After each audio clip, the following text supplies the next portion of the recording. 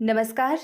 आज की साहित्यिक कड़ी में हम बात करेंगे प्रयोगवाद की, जिसकी एक शाखा नकीनवाद या प्रपद्यवाद के तौर पर भी उभर कर सामने आई।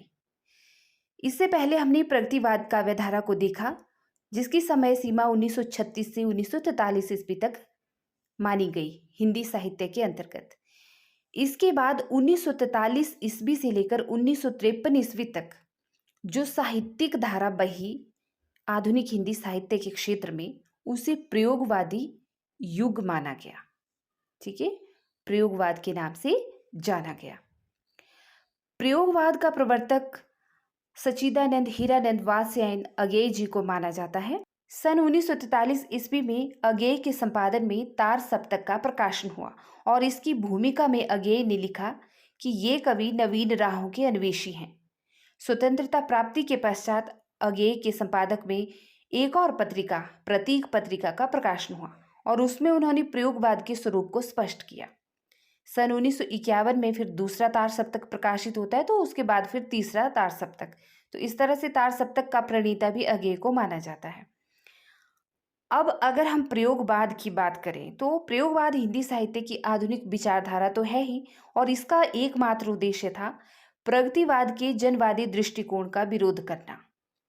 प्रयोगवादी कवियों ने अपने काव्य में भाव पक्ष एवं कला पक्ष दोनों को ही महत्व दिया है। इन्होंने प्रयोग करके नए प्रतीकों, नए उपमानों एवं नवीन बिंबों का प्रयोग करके अपने काव्य को एक नई दिशा प्रदान की है। प्रयोगवादी कवि अपनी मानसिक तुष्टि के लिए कविता रचना करते थे और जीवन और जगत के प्रति तो ये अपनी अनास्था की धारणा को व्यक्त करते हैं, अनावश्यक तत्व मानते हैं प्रयोगवादी कवि, जीवन और जगत के प्रति जो अनास्था है उसको लेकर। बाकी साम्यवाद के प्रति भी इनकी अनास्था उत्पन्न हुई है और देखने को मिलती है इनके काव्य में, क्योंकि ये कला को कला के लिए, अपने अहम की अभिव्यक्ति के लिए मानते थे। प्रयोगवादी कवियों ने नए उपमानों का प्रयोग किया अपने काव्य में, क्योंकि इनका मानना था कि पुराने उपमान अब बासी पड़ गए हैं, और इसके साथ इन्होंने व्यक्तिकता की प्रधानता को महत्व दिया। प्रेम भावना और यौन भावनाओं का भी इन्होंने खुला चित्रण किया अपने काव्य में। इसके साथ साथ बुद्धिवाद की प्रधानता पर बल दिया इन्होंने, बुद्धि तत्व की प्रधानता पर, और वैचित्र्य प्रदर्शन की भावना पर भी बल दिया। निराशावाद की प्रधानता भी आपको इनके काव्य में देखने को मिलेगी, क्योंकि इन्होंने, प्रयोगवादी कवियों ने, मानव मन की निराशा, कुंठा व हताशा का बिल्कुल तथागत रूप से वर्णन किया है अपने काव्य में। इसके बावजूद सौंदर्य के प्रति भी इन्होंने अपना व्यापक दृष्टिकोण दर्शाया है। अहम की प्रधानता, देखिए, ये प्रयोगवादी कवि जो हैं फ्रायड के मनोविश्लेषणवाद से प्रभावित थे, और इसीलिए इन कवियों ने अपने अहम को अधिक महत्वपूर्ण माना है। ठीक है, फ्रायड का सिद्धांत है ना, उससे ये बहुत प्रभावित थे। इसके अलावा रूढ़ियों के प्रति भी इन्होंने विद्रोह को दर्शाया है अपने काव्य में। ये पुरानी परंपराओं और रूढ़ियों के सख्त खिलाफ थे और कुछ नयापन चाहते थे, नए समाज की स्थापना चाहते थे। मुक्त छंदों का प्रयोग किया इन्होंने, लघु मानववाद की प्रतिष्ठा को बढ़ावा दिया। इसके अलावा आपको व्यंग्य की प्रधानता प्रयोगवादी कवियों में देखने को मिलेगी, क्योंकि इस काल के कवियों ने व्यक्ति और समाज दोनों पर अपनी व्यंग्यात्मक लेखनी चलाई है। आप समझते होंगे व्यंग्य मतलब अपनी निजी लैंग्वेज में अगर हम बात करें तो तंज कसना या किसी पे ताना मारना। तो इस तरह से इन्होंने व्यंग्यपरक काव्य लिखा है। ठीक है, और बात करें नकीनवाद या प्रपद्यवाद की, तो देखिए, नकीनवाद को ही प्रपद्यवाद नाम से जाना जाता है।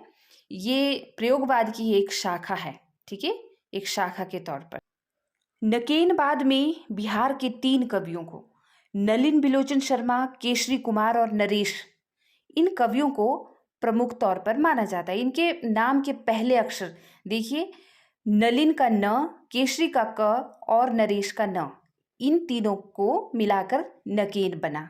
ठीक है, इन तीनों कवियों का पहला अक्षर मिलाकर नकेन बना, इसलिए इसको नकेनवाद या प्रपद्यवाद नाम दिया गया। और इसका प्रवर्तन हुआ हिंदी साहित्य जगत में सन 1956 में प्रकाशित नकेन के प्रपद्य संकलन से इन तीनों कवियों ने किया।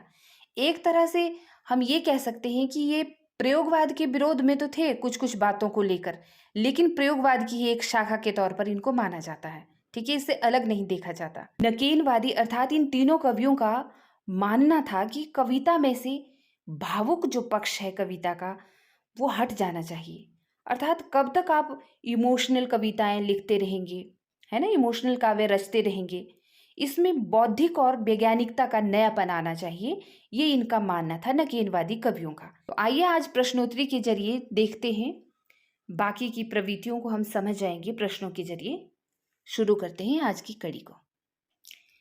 किस सप्तक में एक भी कवित्री सम्मिलित नहीं है? तार सप्तक, चौथा सप्तक, दूसरा सप्तक या फिर तीसरा सप्तक? तो विकल्प ए इसका सही उत्तर होगा तार सप्तक, जिसका प्रकाशन होता है सन 1943 ईस्वी में। तो तार सप्तक की कवियों में एक भी कवित्री सम्मिलित नहीं है। तार सप्तक 7 कवियों की रचनाओं का संग्रह है और तार सप्तक में 7 कवियों का जो निम्न समूह था उसमें सम्मिलित कवि हैं रामविलास शर्मा, अज्ञेय, गिरजा कुमार माथुर, भारत भूषण अग्रवाल, प्रभाकर माजपेयी, मुक्तिबोध, नेमिचंद्र जैन। और अज्ञेय ने तार सप्तक की भूमिका में प्रयोगवादी कवियों को क्या कहा है? राहों की अन्वेषी कहा है। ठीक है, तो आपको पता होगा कि तार सप्तक का प्रकाशन अज्ञेय जी ने किया और यह 4 भागों में प्रकाशित हुआ। पहली बार जब हुआ तो उसे तार सप्तक कहा गया, फिर दूसरा सप्तक, तीसरा सप्तक और फिर चौथा सप्तक। ठीक है, आगे देखेंगे। कविता मेरे लिए कोई भावुकता की हाय हाय न होकर यथार्थ के प्रति एक प्रौढ़ प्रतिक्रिया की मार्मिक अभिव्यक्ति है। यह कहना किसका है? कुंवर नारायण, अरुण कमल, रघुवीर सहाय या फिर राजकमल चौधरी? तो देखिए विकल्प ए, कुंवर नारायण का कहना है कि कविता मेरे लिए कोई भावुकता की हाय हाय न होकर यथार्थ के प्रति एक प्रौढ़ प्रतिक्रिया की मार्मिक अभिव्यक्ति है। ठीक है, तीसरे सप्तक के प्रमुख कवि हैं कुंवर नारायण और इनके द्वारा रचित काव्य संग्रहों की बात करें तो चक्रव्यूह, परिवेश, हम तुम, आमने सामने, कोई दूसरा नहीं, इन दिनों आदि इनके काव्य संग्रह हैं और इनके प्रबंध काव्य हैं आत्मजयी और वाजसभा के बहाने। ठीक है, नकेलवाद के प्रवर्तक कवि कौन थे? विकल्प डी सही उत्तर होगा। नलिन बिलोचन शर्मा, केसरी कुमार और नरेश नकेलवाद के प्रवर्तक कवि माने जाते हैं और नकेलवाद को दूसरे तौर पर जाना जाता है प्रपद्यवाद के नाम से। ठीक है, इन तीनों कवियों के पहले अक्षर को मिलाकर ही नकेल बनता है। सन 1952 ईस्वी में नरेश के संपादकत्व में प्रकाशित पत्रिका प्रकाश में नकेलवादियों ने प्रपद्यवाद को तथाकथित प्रयोग 10 सूत्री घोषित किया। तो याद रखना है यह तथ्य। और प्रपद्यवाद और प्रयोगवाद में अगर हम अंतर की बात करें तो प्रपद्यवाद प्रयोग को साध्य मानता है जबकि प्रयोगवाद प्रयोग को साधन मानता है। ठीक है, प्रयोगवाद का प्रवर्तक माना जाता है किसे? तो विकल्प डी सच्चिदानंद हीरानंद पासवान अज्ञेय जी को। राइट, 1943 ईस्वी में जब इन्होंने तार सप्तक का संपादकत्व अपने हाथ में लिया तो तभी से प्रयोगवाद का आरंभ हुआ हिंदी साहित्य जगत में। और तार सप्तक क्यों कहा गया? क्योंकि इसमें 7 कवि हैं। प्रयोगवाद शब्द का सर्वप्रथम प्रयोग किया था नंदुलारे बाजपेयी ने अपनी शीर्षक निबंध में प्रयोगवादी रचनाएं नाम से। ठीक है, और नंदुलारे बाजपेयी जी ने प्रयोगवाद को बैठे ठाले का धंधा कहा है। अब प्रश्न बनता है कि बैठे ठाले का धंधा किस वाद को कहा जाता है? तो प्रयोगवाद को। और किसने कहा है? नंदुलारे बाजपेयी जी ने। अज्ञेय ने तार सप्तक की भूमिका में प्रयोगवादी कवियों को क्या कहा है? राहों के अन्वेषी। ये भी महत्वपूर्ण तथ्य है, प्रश्न बनता है इससे भी। और प्रयोगवाद किससे प्रभावित है? फ्राइड के मनोविश्लेषणवाद से। ठीक है, फ्राइड के दर्शन से प्रभावित है प्रयोगवाद। डॉक्टर नगेंद्र ने प्रयोगवाद को क्या कहा है? तो शैलीगत विद्रोह कहा है डॉक्टर नगेंद्र ने प्रयोगवाद को। और रघुवीर सहाय ने क्या कहा है? कि प्रयोगवाद एक कलात्मक अनुभव का क्षण है। तो याद रखने यह तथ्य आपने। आगे देखते हैं, आत्मजयी किसकी रचना है? कुंवर नारायण, रघुवीर सहाय, अरुण कमल या फिर दुष्यंत कुमार? तो देखिए, कुंवर नारायण की रचना है आत्मजयी। कुंवर नारायण तीसरा सप्तक के प्रमुख कवि हैं, प्रयोगवादी कवि, और इनकी रचनाओं के बारे में अभी हमने पीछे देखा। इसके बावजूद कुंवर नारायण कृत जो आत्मजयी रचना है इसका मूल कथा सूत्र लिया है कठोपनिषद के नचिकेता प्रसंग से। और आत्मजयी मूलतः रचनात्मक सामर्थ्य में आस्था की पुनः प्राप्ति की कहानी है। ठीक है, नचिकेता प्रसंग तो आप सभी ने सुना होगा। सुना होगा तो कमेंट बॉक्स में लिखना। ओके। नेक्स्ट प्रश्न है, हरी घास पर क्षण भर किसकी रचना है? तो हम सभी जानते हैं सच्चिदानंद हीरानंद पासवान जी की रचना है। विकल्प बी सही उत्तर होगा। 1949 ईस्वी की यह रचना है और अगेय को प्रयोगवाद तथा नई कविता का श्लाघा पुरुष कहा जाता है। तो देखिए, हर वाद में श्लाघा पुरुष कोई ना कोई रहा है कवि। ठीक है, तो प्रयोगवाद में कौन रहे? अगेय जी। और हमने प्रगतिवाद में किसको श्लाघा पुरुष कहा था? आप कमेंट बॉक्स में लिखना। ओके। अगेय के प्रथम काव्य संग्रह की बात करें तो भगनदूत इनका प्रथम काव्य संग्रह था। और अंतिम काव्य संग्रह की बात करें तो ऐसा कोई घर आपने देखा है, यह 1986 ईस्वी में इसका प्रकाशन हुआ। इनका अंतिम काव्य संग्रह माना जाता है। इसके अलावा इनके जो काव्य संग्रह हैं वे हैं चिंता, इत्तेलम, हरी घास पर क्षण भर, बावरा अहेरी, इंद्रधनुष रौंदे हुए, अरियो करुणा प्रभामय, आंगन के पार द्वार, पूर्बा, कितनी नावों में कितनी बार, क्योंकि मैं उसे जानता हूं, सागर मुद्रा, पहले में सन्नाटा बुनता हूं, महावृक्ष के नीचे आदि इनके काव्य संग्रह हैं। तो देखिए कितने सारे हैं इनके काव्य संग्रह और सभी के सभी महत्वपूर्ण हैं और पूछे जाते हैं। और अगेय द्वारा रचित असाध्य वीणा एक लंबी कविता है जिसका मूल भाव है अहम का विसर्जन करना। ठीक है। अगर मैं तुमको ललाती, सांझ के नभ की अकेली तारिका, अब नहीं कहता। उक्त काव्य पंक्ति के रचनाकार कौन है? अगेय जी, श्रीकांत वर्मा, धर्मवीर भारती या फिर कुंवर नारायण? तो देखिए अगेय की ही यह काव्य पंक्तियां हैं। ठीक है, विकल्प ए सही उत्तर होगा कि अगर मैं तुझको ललाती, सांझ के नभ की अकेली तारिका, अब नहीं कहता। तो अगेय की ये काव्य पंक्तियां। बाकी कवियों की काव्य पंक्तियां देखते हैं। भागकर अकेलेपन से अपने तुम में मैं गया, श्रीकांत वर्मा की काव्य पंक्ति है। इन फिरोजी होठों पर बर्बाद मेरी जिंदगी, धर्मवीर भारती की काव्य पंक्ति है। कवियों का कोई ठिकाना नहीं, न जाने कितनी बार वे अपनी कविताओं में जीते और मरते हैं, कुंवर नारायण की काव्य पंक्ति है। और अगेय का जन्म हुआ था 1911 ईस्वी में, इनकी मृत्यु 1987 ईस्वी में हुई थी। अस्तित्ववाद में आस्था रखने वाले कवि हैं अगेय। और अगेय को प्रयोगवाद और नई कविता का श्लाघा पुरुष तो कहा ही जाता है। इसके अलावा भगनदूत, चिंता, इत्तेलम, बावरा हैरी, कितनी नावों में कितनी बार इनकी प्रमुख काव्य कृतियां हैं जो अभी हमने पहले भी देखी। चांद का मुंह टेढ़ा है काव्य संग्रह के रचनाकार कौन है? तो बिना किसी देरी के गजानन माधव मुक्तिबोध जी, विकल्प डी। ठीक है, चांद का मुंह टेढ़ा और भूरी भूरी खाक धूल इनकी दो काव्य संग्रह हैं। और इनकी एक कविता है अंधेरे में, जो बहुत लंबी कविता है। एक अंतरकथा, कहने दो उन्हें जो यह कहते हैं, ब्रह्म राक्षस, भूल गलती, मैं उनका ही होता, लकड़ी का रावण आदि, ये सभी इनकी कविताएं हैं। ठीक है। संवेदनात्मक ज्ञान और ज्ञानात्मक संवेदन सूत्र का प्रयोक्ता कौन है? गजानन माधव मुक्तिबोध, अगेय जी, निराला जी या महादेवी वर्मा? तो देखिए मुक्तिबोध को माना जाता है संवेदनात्मक ज्ञान और ज्ञानात्मक संवेदना सूत्र का प्रणेता या प्रयोक्ता। ठीक है, प्रयोक्ता माना जाता है। इनकी रचनाओं की बात करें तो चांद का मुंह टेढ़ा है, भूरी भूरी खाक धूल, बाकी अभी हमने बात कही। कहानी संग्रह इनके काठ का सपना, सदा से उठता आदमी बहुत महत्वपूर्ण है। और आलोचनात्मक ग्रंथ लिखे हैं इन्होंने, कामायनी एक पुनर्विचार नाम से जो पूछा जाता है, नई कविता का आत्मसंघर्ष यह भी पूछा जाता है, नए साहित्य का सौंदर्य शास्त्र, समीक्षा की समस्याएं, एक साहित्य की डायरी, ये सभी बड़े महत्वपूर्ण आलोचनात्मक ग्रंथ लिखे हैं किन्होंने? मुक्तिबोध जी ने। ठीक है, मुक्तिबोध जी ने।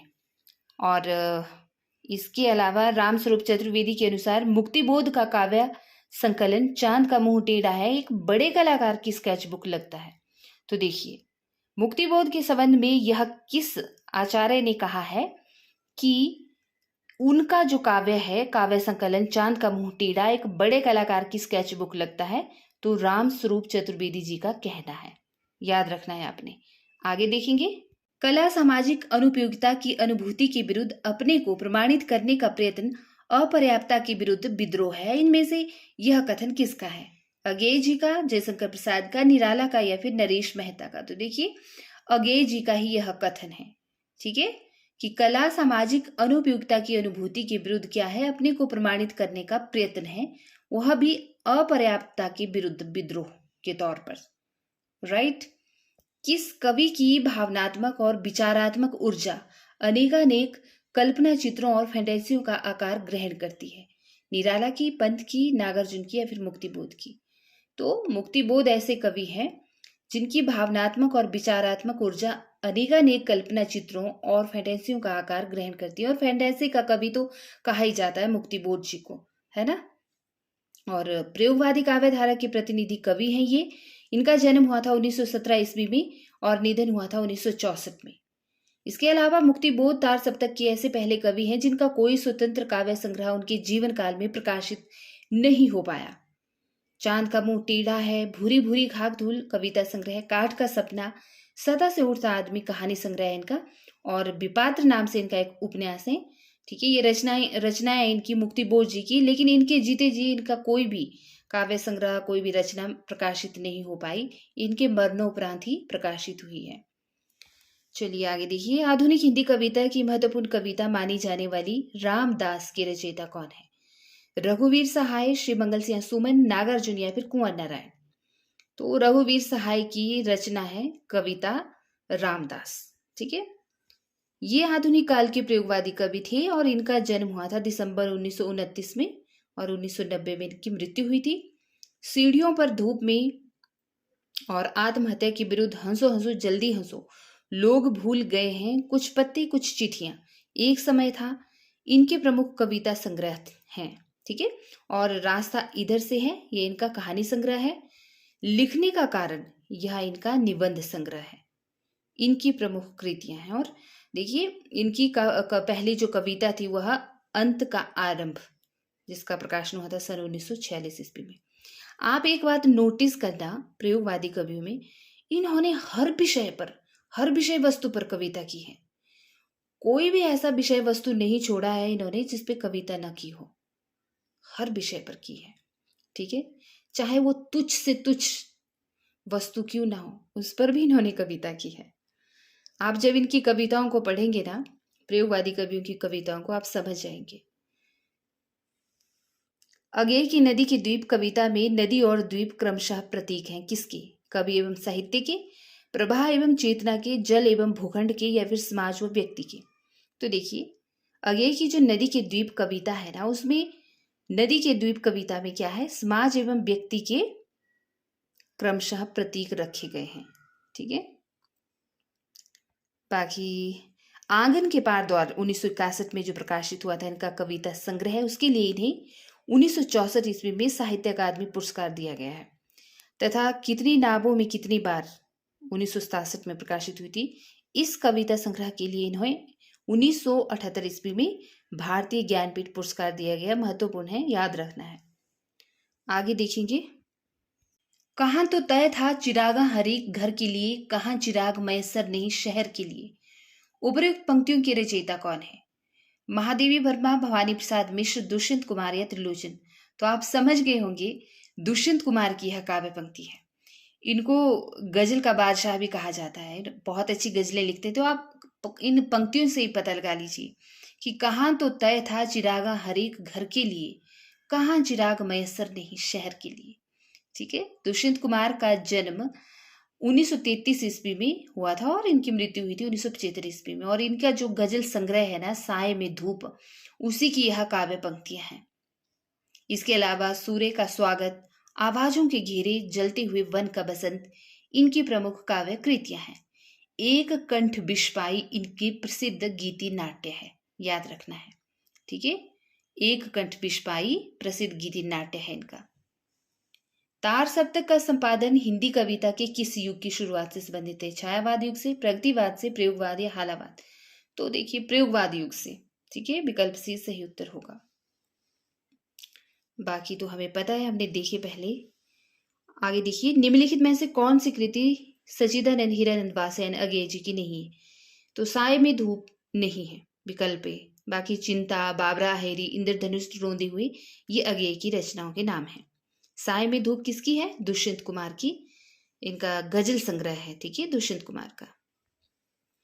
प्रयोगवाद के संबंध में कौन सा कथन असंगत है? प्रयोगवाद, इसका मंतव्य समस्त परंपराओं का खंडन करके नए तत्वों का अन्वेषण करना है, या फिर यह व्यक्ति अनुभूति और समष्टि अनुभूति को एक ही सत्य के दो रूप मानता है, या फिर यह मानता है कि बौद्धिकता को काव्य अनुभूति से पृथक करके नहीं देखा जा सकता, या फिर यह मानता है कि विषय वस्तु की नवीनता ही इसके शिल्प को नया आकार देने के लिए बाध्य करेगी। तो देखिए विकल्प ए इस प्रश्न का सही उत्तर होगा, अर्थात असंगत कथन होगा प्रयोगवाद के संबंध में, क्योंकि प्रयोगवादी कवियों ने नए नए प्रतिमानों को तो अपनाया, ठीक है, नए प्रकार की कविता को जन्म दिया, नए नए कलात्मक प्रयोग किए, लेकिन पूरी तरह से इन्होंने परंपराओं का खंडन नहीं किया। आगे देखिए, तीसरा सप्तक के कवि कौन है? मदन वात्स्यायन, स्वदेश भारती, कुंवर नारायण, संकुल माथुर या फिर कीर्ति चौधरी। तो विकल्प डी यहां पर सही उत्तर होगा, मदन वात्स्यायन, कुंवर नारायण और कीर्ति चौधरी। ठीक है, ये तीनों कवि तीसरा सप्तक के कवियों में आते हैं। आइए देखते हैं यहाँ पर तार सप्तक के कौन कौन से कवि थे, फिर तीसरा सप्तक के कौन थे। ये सब जानना हमें पता होना बहुत महत्वपूर्ण है, क्योंकि तभी हम इस तरह का प्रश्न सॉल्व कर पाएंगे। ठीक है, तार सप्तक एक काव्य संग्रह है 7 कवियों का, और अगेय ने 1943 में इसमें इसकी स्थापना की थी, और इसमें 7 कवियों का एक मंडल बनाकर तार सप्तक का संकलन और संपादन किया था। और फिर इस क्रम में अगेय ने दूसरा सप्तक 1951 में चलाया, तीसरा फिर 1959 में, चौथा 1979 में संपादित किया। ठीक है, जो तीसरा सप्तक के कवि थे उसमें है सर्वेश्वर दयाल सक्सेना, मदन वात्स्यायन, विजय देव नारायण शाही, प्रयाग नारायण त्रिपाठी, केदारनाथ सिंह, कुंवर नारायण और कीर्ति चौधरी। इसके अलावा संकुल माथुर दूसरे सप्तक के कवि हैं, तथा स्वदेश भारती चौथे सप्तक के कवि हैं, जो यहां पर आपको दिए हैं विकल्प के तौर पर। राइट, आगे देखेंगे, अगेय की काव्य रचना के संबंध में कौन सा कथन सही नहीं है? इन्होंने छायावादी कविताओं से अपनी काव्य यात्रा प्रारंभ की। तार सप्तक द्वारा इनकी नई काव्य यात्रा प्रारंभ होती है। प्रयोगवादी धारा के कवियों में उनका स्वर सबसे अधिक और वैविध्यपूर्ण है, या फिर संवेदनाएं सर्वत्र उनकी बौद्धिकता को नियंत्रित रखती हैं। तो विकल्प डी ही सही उत्तर होगा कि संवेदनाएं सर्वत्र उनकी बौद्धिकता को नियंत्रित रखती है। ठीक है, तो यह जो है अगेय की काव्य रचना के संबंध में सही कथन नहीं है। राइट, क्योंकि अगेय ने तार सप्तक के नाम से 7 प्रयोगवादी कवियों का एक काव्य संकलन प्रकाशित किया, तैयार किया, और इसकी भूमिका ही प्रयोगवादी आंदोलन का घोषणा पत्र सिद्ध हुआ, तार सप्तक की भूमिका ही। और प्रयोगवादी धारा के कवियों में उनका स्वर सबसे अधिक वैविध्यपूर्ण रहा है, और अगेय के उदाहरण में प्रतीकात्मकता का कसाव या संगठन मिलता है। ठीक है, तो आपने ये बातें याद रखनी है अगेय जी के बारे में। दुख सबको मांझता है, और चाहे स्वयं सबको मुक्ति देना वह ना जाने, किंतु जिसको मांझता है उन्हें यह सीख देता है कि सबको मुक्त रखे। बड़ी महत्वपूर्ण ये पंक्तियां लगी मुझे। देखिए कि दुख सबको मांझता है, और चाहे स्वयं सबको मुक्ति देना वह ना जाने, किंतु जिनको मांझता है ना उन्हें यह सीख देता है कि सबको मुक्त रखें। तो इतनी अच्छी लाइनें भला किसने कही होंगी? तो अगेय ही कह सकते हैं। ठीक है, आइए देखते हैं। तो देखिए विकल्प बी सही उत्तर, अगेय जी की यह पंक्तियां हैं। इनके जन्म और मृत्यु के बारे में हमने जाना, और इनकी रचनाओं के बारे में भी जाना हमने। बाकी यहाँ पे धर्मवीर भारती की रचनाओं की बात है, ठंडा लोहा, 7 गीत वर्ष, आद्यंत और मुक्तिबोध की भी देखी हमने, शमशेर बहादुर सिंह की भी देखी है हमने। ठीक है, चुका भी नहीं हूं मैं, सुकून की तलाश में, काल तुझसे होड़ है मेरी, शमशेर बहादुर सिंह की ये कविताएं हैं। 7 गीत वर्ष किसका काव्य संग्रह है? महादेवी वर्मा, धर्मवीर भारती, गिरजा कुमार माथुर या फिर जानकी बल्लभ शास्त्री। तो धर्मवीर भारती का काव्य संग्रह है 7 गीत वर्ष। 1959 ईस्वी में इसका प्रकाशन हुआ था, और इस संग्रह में प्रेमथ्यु गाथा एक इनकी लंबी कविता है। ठीक है, प्रेमथ्यु गाथा नाम से। बाकी धर्मवीर भारती को प्रणयानुभूति का कवि कहा जाता है। इनकी रचनाएं, फिर महादेवी वर्मा और गिरजा कुमार माथुर की रचनाओं के नाम है यहाँ पर। खुशबू के शिलालेख कविता किस रचनाकार की है? भवानी प्रसाद मिश्र, भारत भूषण अग्रवाल, रघुवीर सहाय या फिर सर्वेश्वर। तो देखिए खुशबू के शिलालेख है आपकी भवानी प्रसाद मिश्र की रचना। ठीक है, और भवानी प्रसाद मिश्र दूसरा सप्तक के कवि हैं। इनके अन्य कविता संग्रहों की बात करें तो गीत फरोश, चकित है दुख, अनाम तुम आते हो, गांधी पंचशती, बुनी हुई रस्सी, फसलें और फूल, इदम नमम। इदम नमम भी पूछा जाता है, देखिए बहुत महत्वपूर्ण है। भवानी प्रसाद मिश्र और गीत फरोज, बुनी हुई रस्सी, बहुत महत्वपूर्ण रचना है ये सभी। ठीक है, आगे देखते हैं। रघुवीर सहाय की काव्य रचनाएं सीढ़ियों पर धूप में आत्महत्या के विरुद्ध, हंसो हंसो जल्दी हंसो, लोग भूल गए हैं। सर्वेश्वर दयाल सक्सेना की काव्य रचनाएं काठ की घंटियां, कुआनो नदी, खूंटियों पर टंगे लोग। भारत भूषण अग्रवाल की काव्य रचनाएं कागज के फूल, जागते रहो, ओ अप्रस्तुत मन और अग्निलीक। ठीक। तार सप्तक का प्रकाशन काल कौन सा है? तो विकल्प ए सन 1943 ईस्वी सही उत्तर होगा। हम सभी जानते हैं कि तार सप्तक का प्रकाशन 1943 ईस्वी में अगेय जी ने किया। इसका संकलन भी इन्होंने किया और प्रकाशन भी इन्होंने किया। और तार सप्तक में जो कवि थे वे थे गजानन माधव मुक्तिबोध, नेमी चंद्र जैन, भारत भूषण अग्रवाल, प्रभाकर माचवे और गिरिजा कुमार माथुर, रामविलास शर्मा तथा अगेय स्वयं। ठीक है। और तार सप्तक की भूमिका में अगेय जी ने इन प्रयोगवादी कवियों को राहों का अन्वेषी कहा है। और दूसरे सप्तक की भूमिका में लिखा है इन्होंने कि प्रयोग अपने आप में इष्ट नहीं है, वह साधन है और दोहरा साधन है। ठीक है। इसके अलावा दूसरा सप्तक जिसका प्रकाशन होता है 1951 ईस्वी में, उसमें कवि होते हैं कौन कौन? भवानी प्रसाद मिश्र, संकुत माथुर, हरि नारायण व्यास, शमशेर बहादुर सिंह, नरेश मेहता, रघुवीर सहाय और धर्मवीर भारती। इसके बाद फिर तीसरा सप्तक आता है 1959 ईस्वी में, और कुंवर नारायण, कीर्ति चौधरी, सर्वेश्वर दयाल सक्सेना, मदन वात्स्यायन, प्रयाग नारायण त्रिपाठी, केदारनाथ सिंह, विजय देवी नारायण शाही तीसरा सप्तक के प्रमुख कवि होते हैं। राइट। फिर इसके बाद सन 1979 ईस्वी में आता है चौथा सप्तक। अवधेश कुमार, राजकुमार कुंभज, स्वदेश भारती, नंद किशोर आचार्य, सुमन राजे, श्री राम वर्मा और राजेंद्र किशोर चौथा सप्तक के प्रमुख कवि होते हैं।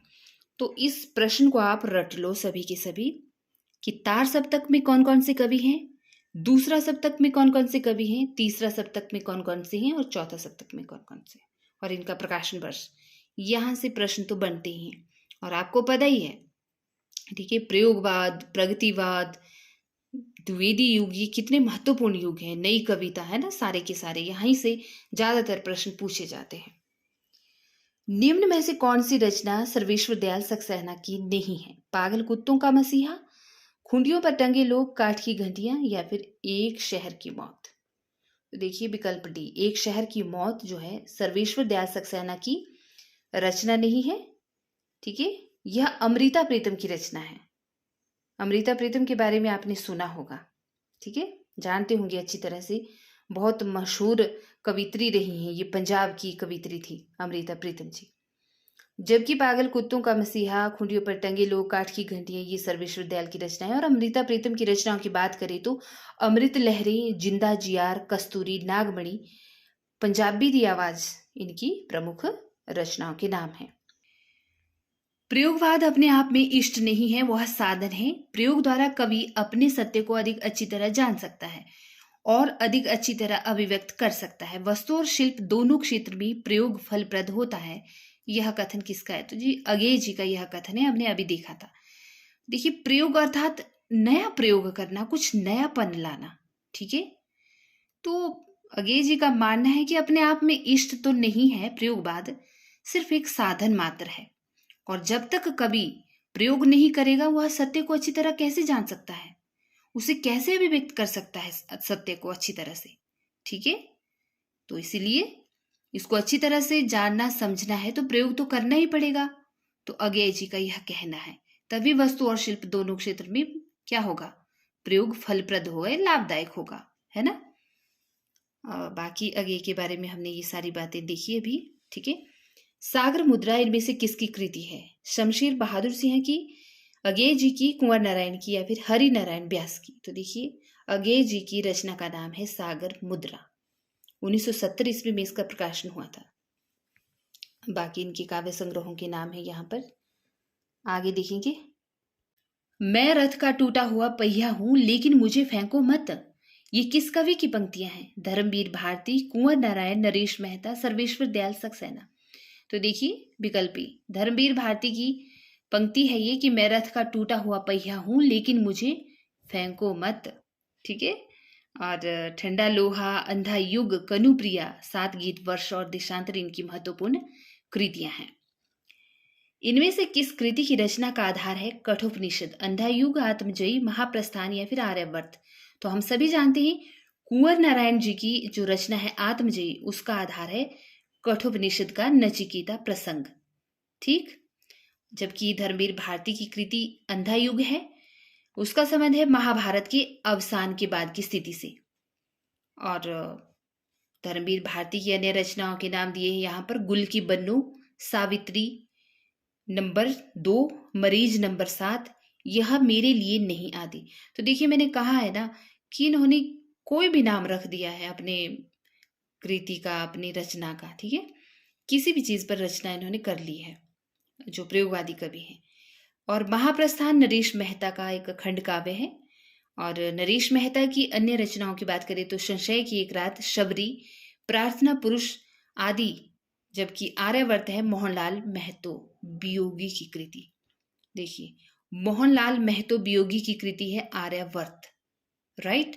और नरेश मेहता की है संशय की एक रात, शबरी और प्रार्थना पुरुष।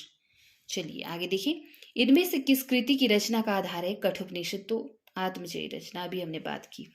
कलगी बाजरे की में सृष्टि के ऐश्वर्य और औदार्य के विस्तार का प्रतीक बाजरे की कलगी के अलावा और किसे माना गया है?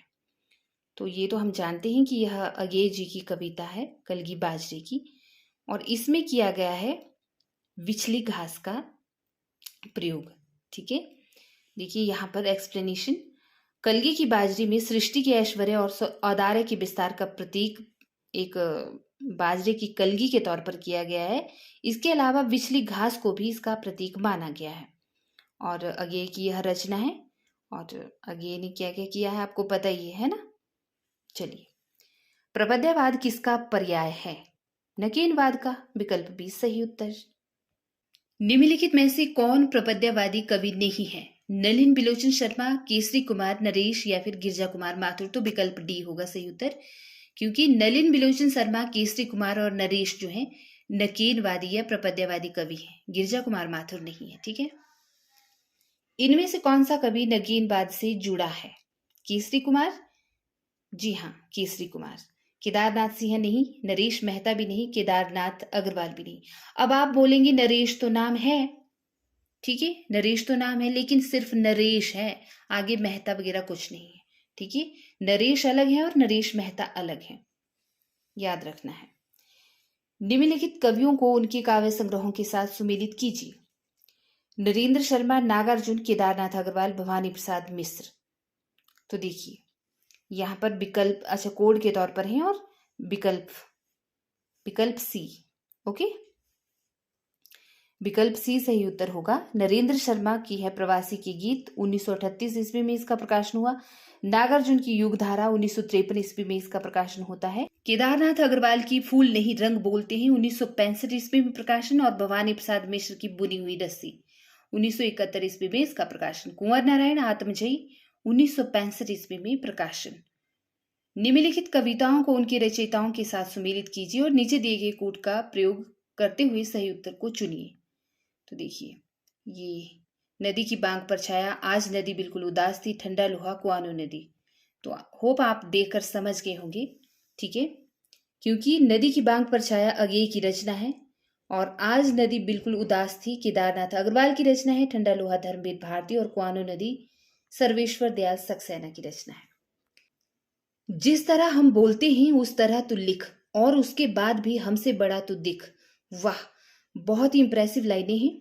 उपयुक्त पंक्तियों के रचनाकार कौन है? धूमिल, केदारनाथ सिंह, गिरिराज माथुर या फिर भवानी प्रसाद मिश्र? तो देखिए, भवानी प्रसाद मिश्र की यह पंक्ति है कि जिस तरह हम बोलते हैं ना उस तरह तू लिख, और उसके बाद भी हमसे बड़ा तू दिख।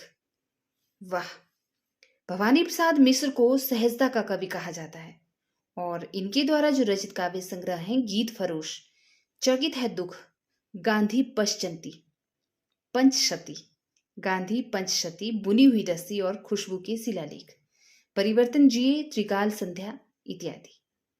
ठीक है, ये सब इनके क्या हैं? काव्य संग्रह है जिसमें इनकी कविताएं संकलित हैं। प्रयोगवाद हिंदी में बैठे ठाले का धंधा बनकर आया था। प्रयोक्ताओं के पास न तो काव्य संबंधी कोई कौशल था और न ही किसी प्रकार की कथनीय वस्तु थी। भाई यह कथन किस आलोचक का है? Doctor Nanddulare Vajpeyi, doctor Nagendra, doctor Ramvilas Sharma या फिर डॉक्टर जगदीश गुप्त जी? यहाँ पर ये कथन काम आ रहे होंगे आपको। अगर आपने प्लेलिस्ट में पड़ी हुई मेरी कथनों की सभी वीडियोज ध्यान से सुनी होगी तो देखिए वही कथन यहाँ पर काम आ रहे हैं। ठीक है, रिपीट हो जाता है। इसीलिए मैंने अपनी हिंदी साहित्य की श्रृंखला जो है इनकी कथनों से ही शुरू की थी, कथनों की सीरीज चलाकर। ठीक है, जिन्होंने नहीं पढ़ी है वो पढ़िएगा। और साथ में बीच में आपको याद दिला दूं कि वीडियो को लाइक शेयर भी करते रहें, और जो नए सब्सक्राइबर हैं प्लीज सब्सक्राइब करें चैनल को और मेरा हौसला बढ़ाएं। प्रयोगवाद हिंदी में बैठे ठाले का धंधा बनकर आया था और प्रयोक्ताओं के पास न तो काव्य संबंधी कौशल था और न ही किसी प्रकार की कथनीय वस्तु थी। यह कथन है डॉक्टर नंदुलारे वाजपेयी जी का। विकल्प ए सही उत्तर। राइट। और बाकी आलोचकों ने प्रयोगवाद के बारे में क्या कहा है आइए देखते हैं। डॉक्टर नगेंद्र ने प्रयोगवाद को शैलीगत विद्रोह कहा है और डॉक्टर रामविलास शर्मा ने प्रयोगवादी कविता में युग से उत्पन्न अनास्था, शंका, घुटन, कुंठा, भग्नाशा में से एक पथ के अन्वेषण की व्याकुल भावना को प्रयोगवाद कहा है। ये कवि एक नए मार्ग का अनुसंधान करने के लिए व्याकुल थे, रामविलास शर्मा का कहना है। ठीक है, प्रयोगवादी कविता को सुन सुन के इन कवियों में क्या आ गई थी? लोगों में उत्पन्न हो गई थी अनास्था की भावना, शंका की भावना, घुटन, कुंठा, भग्नाशा, और इससे ये छुटकारा चाहते थे। इसीलिए इन्होंने एक नया अन्वेषण किया, ठीक है, जिसमें इनकी व्याकुल भावना दिखाई पड़ी और नएपन के नए मार्ग में ये अनुसंधान करते चले गए और इस तरह प्रयोगवाद का जन्म हुआ। रामविलास शर्मा का यह मानना है। ठीक है, क्योंकि देखिए परिवर्तन प्रकृति का नियम है और कब तक आप एक ही तरह का पठन करते रहेंगे, है ना? एक ही तरह का काव्य पढ़ते रहेंगे, साहित्य पढ़ते रहेंगे, बोर तो होते ही हैं। तो इसलिए नयापन को अपनाना चाहता है हर कोई एक विशेष समय के बाद। राइट। शुद्ध कला के पारखी कहते हैं उस पार की, पंक्ति के रचयिता कौन है? रामधारी सिंह दिनकर, नागार्जुन, रामविलास शर्मा या फिर मुक्तिबोध? तो विकल्प सी रामविलास शर्मा जी। ठीक है, शुद्ध कला के पारखी कहते हैं उस पार की, रामविलास शर्मा की पंक्ति है और यह पंक्ति उनकी कविता सत्यम शिवम सुंदरम से है। और सत्यम शिवम सुंदरम कविता तार सप्तक में ही संकलित है, जिसका संपादन किया था अज्ञेय जी ने। राइट। रामविलास शर्मा की जन्म की बात करें तो उन्नाव उत्तर प्रदेश में 1912 में इनका जन्म हुआ है और 1970 में निराला की साहित्य साधना के लिए इन्हें साहित्य अकादमी पुरस्कार से सम्मानित किया गया है। देखिए, निराला की साहित्य साधना लिखा है रामविलास शर्मा जी ने, जिस पर इन्हें 1970 ईस्वी में क्या मिला? साहित्य पुरस्कार मिला, साहित्य अकादमी पुरस्कार। और 4 दिन इनका उपन्यास है। ठीक है, उपन्यास का नाम है 4 दिन, 1936 में जिसका प्रकाशन हुआ। और पाप के पुजारी इनका नाटक है जो 1936 ईस्वी में प्रकाशित होता है। राइट, याद रखना है आपने। चलिए, निम्नलिखित में रचना और रचनाकारों के असंगत युग्म को पहचानना है। हे मेरी तुम फूल नाम है एक, नीली रेखा तक और लोग भूल गए हैं। ठीक है, तो यहाँ पर असंगत युग्म पूछा था तो विकल्प डी होगा असंगत, गलत, कि लोग भूल गए हैं राम शमशेर बहादुर सिंह का नहीं है यह। ठीक है, क्योंकि यह किसका है? रघुवीर सहाय का है, लोग भूल गए हैं।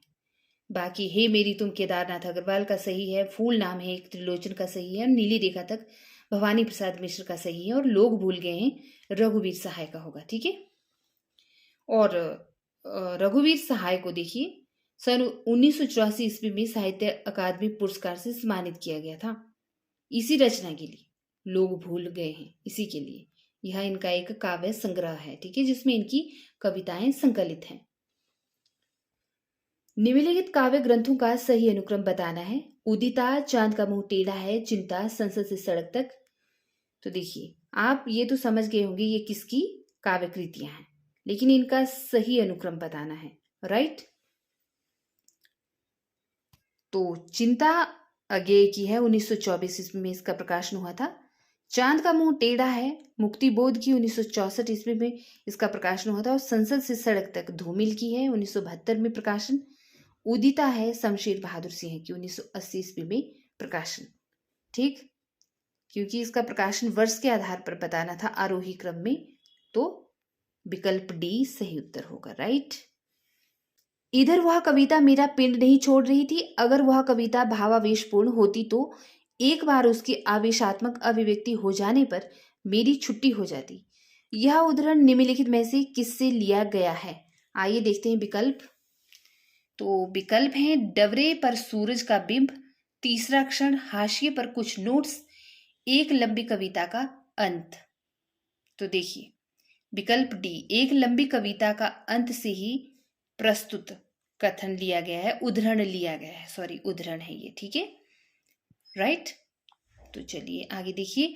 असाध्य वीणा अज्ञेय के किस कविता संग्रह में संकलित है? बाबरा अहिरी, इंद्रधनुष रोंदे हुए, अरि ओ करुणा प्रभामय, या फिर आंगन के पार द्वार। तो आंगन के पार द्वार जो अज्ञेय जी का काव्य संग्रह है उसी पर असाध्य वीणा इनकी लंबी कविता संकलित है, संग्रहित है। राइट। गीत फरोश कविता में भवानी प्रसाद मिश्र जी क्या कहना चाहते हैं? व्यवसायिकता के कारण आज का कवि अपने गीत बेचने के लिए मजबूर है, या फिर आज का कवि ग्राहक की मर्जी के अनुसार गीत लिखने के लिए अभिशप्त है, या कवि केवल खुशी के गीत लिखता है, या फिर कवि शौक से गीत लिखता है और बेचता है? बताना है यहाँ पर दिए गए विकल्पों में से। 1 और 3 सही है, 1 और 2, 2 और 4, या फिर 3 और 4। तो देखिए विकल्प बी 1 और 2 सही है। राइट। क्योंकि भवानी प्रसाद मिश्र का कहना है गीत फरोश कविता के माध्यम से कि व्यवसायिकता के कारण आज का कवि अपने गीत बेचने के लिए मजबूर है। क्यों? क्योंकि आज का कवि ग्राहक की मर्जी के अनुसार गीत लिखने के लिए अभिशप्त है। तो विकल्प बी सही उत्तर। बाग नामक कविता प्रसिद्ध कविता किसने लिखी है? नागार्जुन, प्रेमचंद, केदारनाथ सिंह, भगवती चरण वर्मा। तो देखिए केदारनाथ सिंह की है बाग नामक प्रसिद्ध कविता। तीसरा सप्तक में यह कविता संकलित है 1959 ईस्वी में। ठीक है। और बाकी केदारनाथ सिंह की जो रचनाएं हैं, काव्य संग्रह हैं, अभी बिल्कुल अभी जमीन पक रही है। यहाँ से देखो अकाल में सारस। ठीक है। और नागार्जुन की बात करें तो प्रगतिशील कवि हैं। मूल नाम वैद्यनाथ मिश्र और वैद्यनाथ मिश्र, और यात्री उपनाम से संस्कृत और मैथिली में कविताएं लिखते थे। मैथिल की यह बड़े प्रसिद्ध कवि हैं नागार्जुन जी। चकमक की चिंगारियां किस रचनाकार की कविता है? मुक्तिबोध की, अग्रवाल की, श्रीकांत वर्मा की, या भवानी प्रसाद मिश्र की? तो गजन एंड माधव मुक्तिबोध की रचना है, कविता है चकमक की चिंगारियां। ठीक है। जो चांद का मुंह टेढ़ा है इनका काव्य संग्रह में संग्रहित है। चलिए आगे देखिए। ये तो प्रसिद्ध है ही कि रामस्वरूप चतुर्वेदी जी ने लिखा था कि मुक्तिबोध का जो काव्य संकलन है जहाँ चांद का मुंह टेढ़ा है वह एक बड़े कलाकार की स्केच बुक लगता है। पश्चिम का अंधानुकरण करने की कोई जरूरत नहीं है, पर पश्चिम के लिए विरोध के नाम पर मध्यकाल में तिरस्कृत मूल्यों को भी अपनाने की जरूरत नहीं है।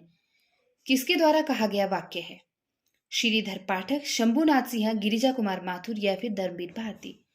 तो धर्मवीर भारती जी ने कहा था यह सब। ठीक है। चलिए, सर्जना के क्षण किसकी कविता है? अज्ञेय की, भगवती चरण वर्मा की, या मुक्तिबोध की, फिर दिनकर की? तो अज्ञेय की कविता है सर्जना के क्षण। और प्रयोगवाद तथा नई कविता का श्लाघा पुरुष कहा जाता है अज्ञेय जी को। असाध्य वीणा, कलगी बाजरे की, सांप, नदी के द्वीप, हरी घास पर क्षण भर, शब्द और सत्यन की अन्य चर्चित कविताएं हैं। संगीनों का साया किसका काव्य संग्रह है? राहुल सांकृत्यायन, प्रभाकर माचवी, अज्ञेय, या फिर यशपाल? तो देखिए विकल्प बी सही उत्तर होगा। संगीनों का साया काव्य संग्रह है प्रभाकर माचवी बलवंशी का। ये तार सप्तक के कवि हैं और इनके अन्य काव्य संग्रह हैं मेपल, स्वप्न भंग तथा अनुक्षण। निम्न में से कौन सी शंभुनाथ सिंह द्वारा रचित कृति नहीं है? रूप रश्मि, देशांतर, तुम जानो या मैं जानू, या फिर समय की शिला पर? तो देखिए विकल्प बी देशांतर जो है शंभुनाथ सिंह द्वारा रचित कृति नहीं है। क्योंकि देशांतर किसकी कृति है? धर्मवीर भारती की कृति है। धर्मवीर भारती का काव्य संग्रह है देशांतर। ठीक है, बाकी रूप रश्मि, तुम जानो या मैं जानू, समय की शिला पर, ये शंभुनाथ सिंह द्वारा रचित कृतियां हैं। इससे आगे के प्रश्न देखेंगे हम नेक्स्ट कड़ी में। नमस्कार।